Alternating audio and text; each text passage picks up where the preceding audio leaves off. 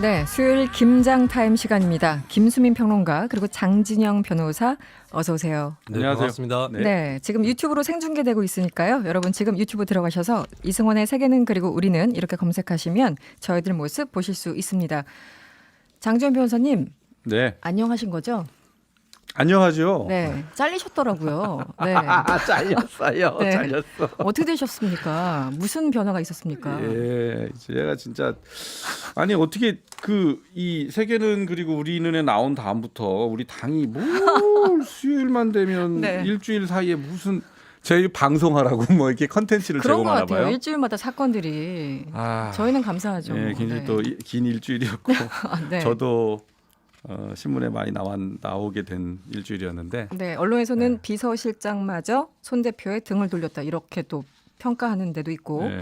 무슨 일이 어떻게 벌어진 겁니까? 설명 좀 해주시죠. 이제 뭐 심플해요. 이번 주 월요일 날 제가 최고위원회 그 비서실장 배석자인데 네, 배석을 안 했죠. 안 하셨죠. 네, 그리고 그 다음 날 잘렸죠.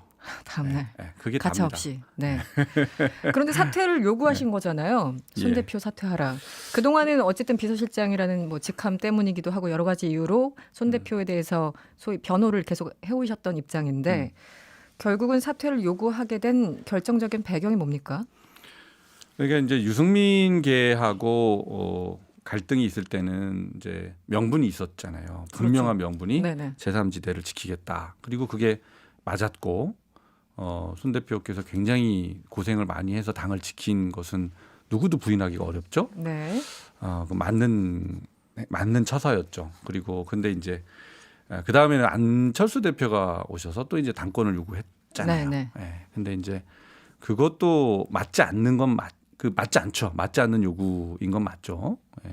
뭐 손 대표가 말씀하셨듯이 CEO가 아니 그 주주가 주인이 그 CEO CEO 해고하듯이. 해고하듯이 네네. 했다. 그것도 경우에도 맞지 않고 무례한 것도 맞고.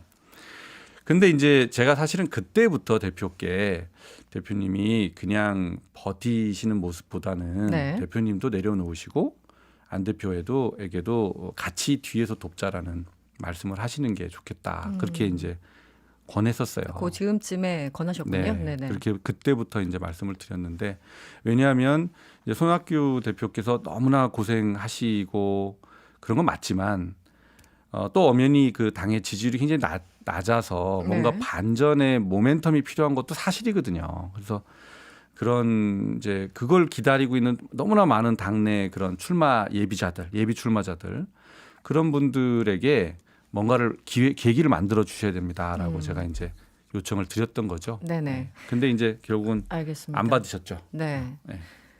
장진영 비서실장이 잘렸습니다. 어떻게 보셨어요? 네. 네.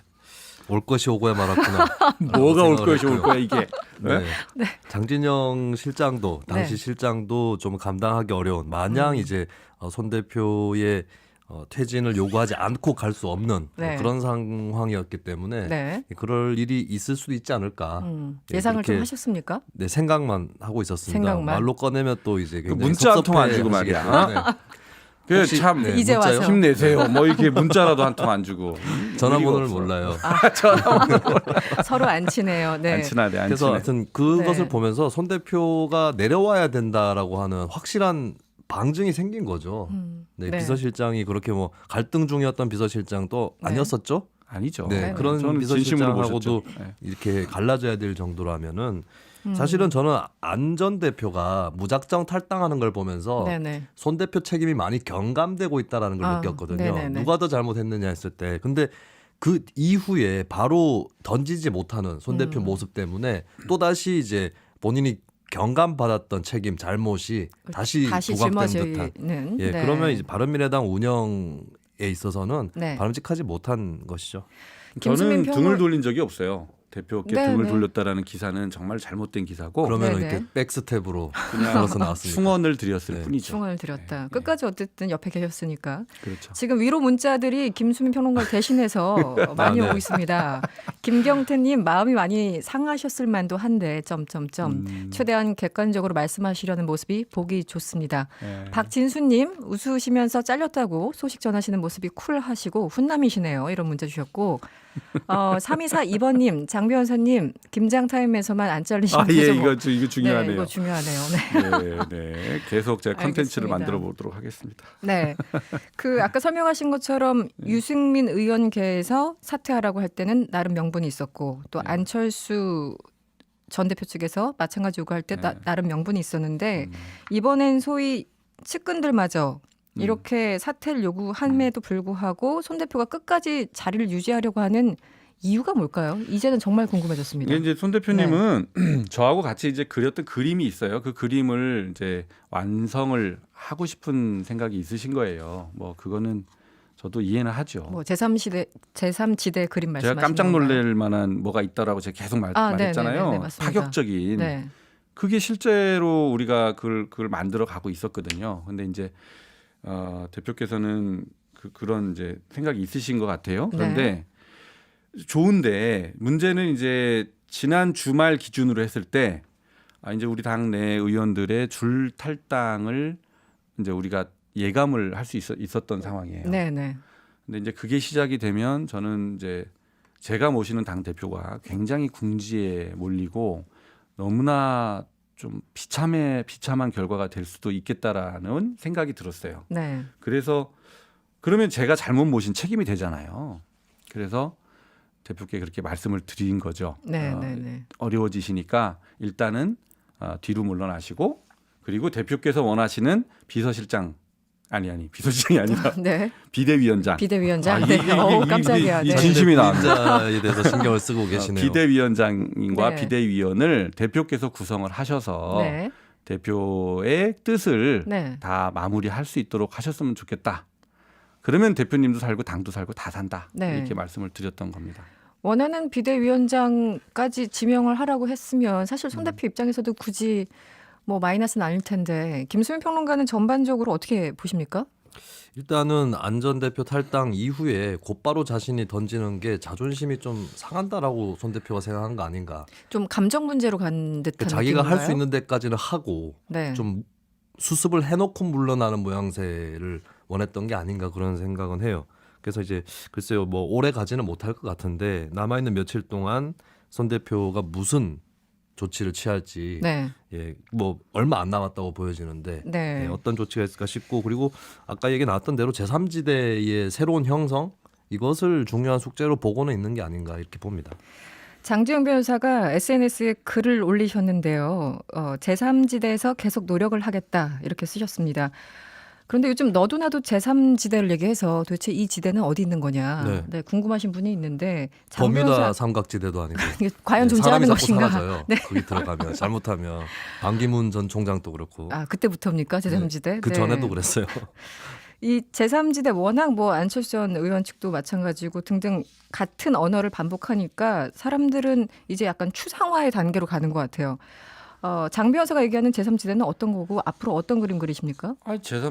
근데 누가 제 페이스북을 이렇게 열심히 보는 거예요, 대체? 네, 모니터링 하고 있습니다. 염탐이라고도 겁나서 하죠. 이거. 네. 근데 뭐 민주당하고 한국당이라는 양당이 아닌 제3의 정치 세력이 있는 곳, 그게 제3지대입니다. 네. 네. 그래서 이제 우리나라가 뭐 양당제가 뭐 60년도 됐다 그러고 뭐 70년도 됐다고 뭐 그러던데 이제는 그 양당제의 수명, 그러니까 뭐 너무나 뭐 반박근혜로 뭉치다가 이제는 네. 반문재인으로 뭉치자 뭐 이제 이런 양극단 현상은 이제는 좀 우리가 극복해야 되는 거 아니냐라는 라고 생각하는 분들이 많단 말이에요. 네. 새로운 대안을 요구하는 분들이 많은데 그 대안 세력을 만드는 게 저는 우리나라 정치 발전이다라고 믿고 있어요. 그래서 그곳에서 저는 열심히 하겠다 이런 뜻입니다. 할 것이다. 네. 어제 이찬열 의원이 탈당을 했고 오늘은 김성식 의원이 탈당을 선언했습니다. 내일은 김관영 의원 차례라고 하는데요. 사실 보면은 그 태초의 뿌리를 보면 김성식 의원은 한나라당 출신이고 네. 김관영 의원은 원래 민주당 쪽 출신이잖아요. 근데 이분들이 어디로 가지 않고 무소속으로 나가겠다 이렇게 얘기를 했다고 합니다. 무소속으로 선거를 치를 수 있을까요? 어떻게 전망하세요? 그나마 현역 의원이기 때문에 네. 인지도가 있어서 그렇죠. 다른 네네. 사람들보다는 그렇지 못한 사람들보다는 무소속으로 치를 여지가 있긴 합니다. 이제 가면 갈수록 무소속으로 선거에 출마하는 게 불리한 시대가 되긴 했어요. 네. 많은 사람들이 정당을 보고 선택을 하고 말로는 이제 인물을 보고 하겠다고는 하지만 사실은 인물에 뭘 보고 할 거냐 하면 다시 정당으로 네. 얘기하는 거기 때문에 네네. 근데 이제 현역 의원은 인지도가 있기 때문에 그나마 무소속으로 승부할 수는 있을 것이다. 특히 호남 지역에 있는 김관영 의원 같은 경우는 민주당 후보하고 1대1 구도일 거기 때문에 네. 무소속이냐 아니면 어떤 정당 소속이냐 이것이 크게 관건이 될 거라고 보지는 않고요. 네. 근데 다만 제3지대 쪽도 정리가 되어 간다면 그래서 그 안에서 유력한 대세가 생겨난다면 네. 그쪽에 들어갈 가능성은 아직까지 크게 남아있다라고 봐야 되겠죠. 아직 총선까지 남아있는 시간이 정당을 얼른 결성해가지고 후보를 네. 낼 정도의 시간은 된다고 봅니다. 장 변호사님, 손학규 대표가 결국은 대한신당과 민평당 쪽과 손을 잡는 네. 겁니까? 참 이게 안타까운데요. 네. 이게 그럼 호남 기반의 정당이 되는 건가요? 월요일 날 제 말씀을 들어서 네. 그렇게 결단을 하셨다면 이 지금 말씀하신 김관영, 김성식 이런 분 이찬열 네. 탈당을 만류할 수 있는 명분이 있었거든요. 근데 이제 그게 너무 안타까운데 이게 탈당이 계속 되니까 아마 이제 손학규 대표는 굉장히 위기감. 지금 일단 교섭단체 지위가 무너졌잖아요. 그렇죠. 붕괴됐죠. 한 20석이. 90억 정도 네. 금전상에 네. 손실이 예상이 된답니다. 경상 보조금 등등. 네. 예, 네. 이제 국고보조금 받는 게 90억이 줄어든다 그래요. 그런데 엄청난 돈이잖아요. 그렇죠. 그 다윗 공천을 할 돈이거든요. 그게 그렇군요. 젊은 사람들한테 돈을 줘서. 다윗공천 스스로 이름 지었다고 네. 했던 그거죠. 네, 그렇습니다. 저만 그 기억하고 있는 것 같은데. 제가 만든. 네, 네. 근데 그렇게 이제 코너에 몰리니까 이게 이제 그 호남 기반으로 하는 다른 정당들하고 같이 힘을 모으자. 원래는 그거는 저 뒤에 시간 스케줄상 저 뒤에 있었거든요. 그 후순위 쪽이었는데 지금은 시간이 앞당겨진. 확장성 때문에 아. 확장성이 제한된다. 네. 호남당이다라는 그런 프레임 때문에 그래서 뒤로 밀어놨던 거를 앞으로 당겨서 지금 하게 되는데요. 그렇게 되면 우리가 생각했던 그 큰 그림이 이제 다 엉켜지는 거거든요. 네. 그래서 그래서 저는 굉장히 안타깝다. 안타깝게 보고 있습니다. 알겠습니다. 이 얘기도 해보죠. 자유한국당이 비례대표 의석 확보를 위해서 미래한국당을 공식 출범시켰습니다. 예, 한성규 의원이 대표를 맡기로 했고 김성찬, 조은현 의원이 합류할 것이다. 이런 전망들이 나오고 있는데요. 미래한국당 출범 어떻게 보십니까? 정당사에서 있어서는 안 될 소극이라고 봅니다. 왜냐하면 네. 정당 법으로 건조하게 규정을 해도 정당은 자발적인 조직이다라고 돼 있거든요. 그렇죠. 근데 자유한국당에서 기획을 해서 만약에 자유한국당이 당을 해산하고 새로운 당을 만든다 그러면 그건 할 수 있는 일이겠지만 또 다른 당을 만든다라는 명백하고 공개적인 기획을 통해서 탄생한 정당이고 한국사에 뭐 예전에 그 관제 야당이라고 있었잖아요. 네네네. 전두환 정부에서 야당까지 스스로 만들어줬던. 네. 예, 그거는 근데 그나마 인적으로는 겹치지는 않았어요. 근데 이제 사람을 보내면서까지 당을 만든다는 거는 이거는 저는 선거법의 어떤 좀 미비한 부분을 노린 그런 플레이인데 정당법을 좀 적극적으로 해석을 해서 중앙선관위가 이거를 승인을 해주지 말아야 한다고 봅니다. 기본적으로 자유한국당을 지지하시는 분들은 어떨 것 같으세요? 이 미래한국당에 대해서? 미래한국당, 자유한국당 지지층 내에서도 야 이런 꼼수를 써야 되냐 이런 것이 있을 거고 첫 번째. 두 번째는 여기가 만약에 이제 비례대표 명단에 올라가는데 네. 정당 순번이 기호 순번이 3번을 받고 두 번째 칸에 올라가지 못한다면 또 유실되는 표가 생길 거예요. 지금 이제 2015년쯤에 선관위에서 유권자 의식 조사를 한 적이 있는데 네네. 한 절반 가량의 유권자가 정당 투표를 인지 못하고 있는. 그렇습니까? 심지어는 네네. 정당 투표를 해본 사람까지도 정당 투표를 인지 못하고 있는 유권자가 상당히 많고 네. 그 사람들은 투표소에 가서 그때 처음으로 정당 투표를 시작하는 거예요. 쉽게 얘기해서. 네네. 그러면 기호를 잘 보게 돼 있고 네네. 특히 역대 여론조사 결과들을 보면 자유한국당 지지층은 다당제보다는 양당제를 압도적으로 선호해 왔거든요. 그렇다면 투표용지 윗부분을 볼 거라는 거예요. 네, 항상 찍었던 익숙한 예. 번호들. 네. 그렇다면 표가 분명 유실되는 부분이 생길 거다. 근데 몇 착오로 퍼센트 인해서. 포인트인지 는 모르겠지만 네. 예, 그래서 자유한국당만큼의 표가 나오기는 어려울 거라고 봅니다. 한 20명 정도는 미래 한국당으로 가야지 실효가 있을 것 같은데요. 한국당 내에서 뭐 가겠다는 분들이 지금 이름을 조금 언급을 했습니다만 많이 있을까요? 장재현 변호사님은 어떻게 예측하십니까? 저는 지난번에 우리가 이걸 다뤘을 때 이게 안 네네. 될 거다라고 그렇게 예측을 네네. 했었어요. 20명이 지금 뭐 5명도 못 채우는 거 아니에요? 겨우 지금 이름 나오는 거 봐서는 두세 명 정도 네. 대표하고만 2명 정도 얘기가 나오는데 이게 이게 어려운 일입니다. 예, 이게 저는 현실적으로 굉장히 어려운 일이다라고 지금도 보고 이게 뭐 실제로 그렇잖아요. 누가 갈라 그러겠어요 거기를. 불출마 의원들 보낸다고 해도 한계가 있고. 그분들이 무슨 네. 꼬다는 보리자루도 아니고 네, 국회의원이에요. 국회의원을 그런 식으로 막 써먹으면 안 되는 거예요. 네, 그리고 네. 이런 시도 자체가 아까는 뭐 미비하다 그러셨어요. 저는 굉장히 미개한 시도라고 생각해요. 미개한 시도다. 미개한 시도. 네. 그래서 법의 미비를 이용한 게 아니라 이건 이 미개한 사람들이 하는 미개한 짓이다라고 생각해요. 네, 네. 법의 정신, 연동형 비례대표제가 왜 도입이 됐는지 그 법의 정신을 아주 흐려버리는, 망쳐버리는 그런 시도거든요. 네. 그래서 저도 이제 아까 그 우리 헌법의 정당 해산제도 규정을 한번 봤어요. 네, 네. 민주적 기본 질서에 위배되는 정당은 헌법재판소에 해산을 청구할 수 있도록 돼 있잖아요. 네. 우리 헌법 8조인데. 네. 저는 그 부분도 적극 고려를 해볼 필요가 있어요. 아. 예, 우리 선거제도의 개선, 발전 이걸 위해서 도입한 선거제도는 민주적 기본 질서의 핵심 아니에요. 핵심. 그렇죠. 네, 네? 네. 핵심. 근데 그것을 망치고 방해하기 위한 공작으로서 이런 짓을 한다 그러면 저는 그건 위헌 정당에 해당할 수 헌법 있다. 정신에도 맞지 않는 그렇습니다. 꼼수다 그래서 이런 여기 말씀을 좀 적극적으로 주셨고요. 볼 필요가 있다라고 봅니다. 알겠습니다. 자유한국당 황교안 대표 얘기를 저희들이 자주 하는데 종로에 나가느냐 마느냐를 두고 오늘쯤 발표하지 않을까라는 전망하는 기사가 있었는데 뭐 오라고 해서 내가 가는 건 아니다. 전략을 전반적으로 봐야 된다. 이렇게 얘기를 했어요. 어떻게 보십니까? 가능성? 지금 당에서는 나가줬으면 하는 분위기가 역력한 것 같고요. 당에서는, 본인은 네. 겁을 내서 못 나가는 이게 명백해 보이는데 그렇습니까? 네, 네. 어딜 나가든지 간에 이렇게 시간을 끌면 안 된다라고 말씀드리고 그리고 황교안 지역을 대표가 확정해야 된다. 황교안 대표니까. 대표가 종로 정도에 나가서 이낙연 전 총리를 꺾을 자신이 없었다면 총선 전에 작년이죠. 작년 3월에 대표 선거에 나오질 말았어야 했습니다.